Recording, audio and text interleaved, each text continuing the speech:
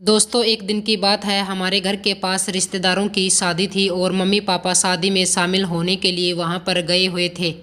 घर पर सिर्फ मैं और मेरा बड़ा भाई अरुल थे। मैं उस दिन हल्की पिंक नाइटी पहने हुए थी, जो मेरे खूबसूरत चेहरे और पतली कमर को बखूबी उभार रही थी। मेरे खुले बाल हल्के से मेरे गालों को छू रहे थे और मेरी मासूमियत में एक अनजानी सी कशिश थी। अरुल भी कई बार मुझे देखता रहा, लेकिन हम दोनों ने अपने दिन को हंसी मजाक और खेलों से भरपूर रखा। हमने दिन भर मज़ेदार गेम्स खेले और खूब बातें की। रात होते होते मैं खाना बनाने का सोच और रसोई में चली गई। उधर अरुल अपने कमरे में आराम से लेटा टीवी देख रहा था। मैंने उसे आवाज़ लगाई, भैया मेरी थोड़ी मदद कर दो, सारा काम अकेले करना मुश्किल हो रहा है।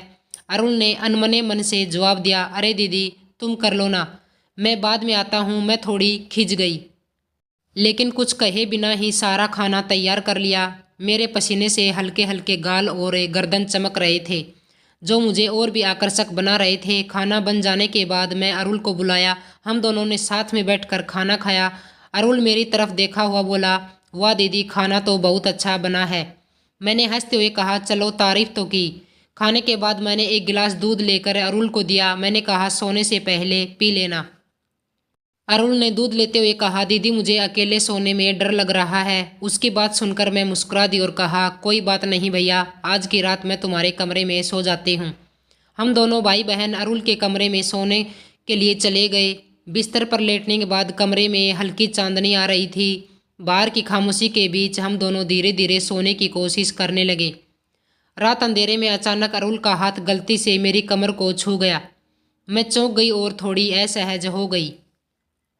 अरुल भी अचानक घबराया हुआ उठ बैठा और जल्दी से बोला, सॉरी दीदी गलती से हो गया, मुझे सच में नहीं पता चला। मैंने उसकी घबराहट महसूस की और उसके चेहरे पर चिंता साफ देखी।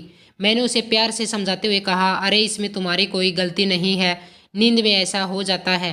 मैंने उसकी आंखों में देखा और मेरे शब्दों में एक अपनापन था जिससे उसे राहत दी। धीरे धीरे अरुल शांत हुआ और उसकी घबराहट कम हो गई। मैंने उसे समझाते हुए कहा, चलो अब सो जाओ, सब ठीक है। अरुण ने हल्की सी मुस्कान दी और फिर हम दोनों एक दूसरे को समझते हुए आराम से बिस्तर पर लेट गए। उस रात हमारे रिश्ते में एक अनजान सा एहसास था, जिसमें भरोसा और अपनापन छिपा हुआ था, और हम दोनों ने अपना भाई बहन का रिश्ता बड़े प्यार से निभाया। दोस्तों, मैं उम्मीद करती हूँ आपको ये कहानी ज़रूर पसंद आई होगी, तो प्लीज़ वीडियो को लाइक करके चैनल को सब्सक्राइब कर लीजिए। धन्यवाद।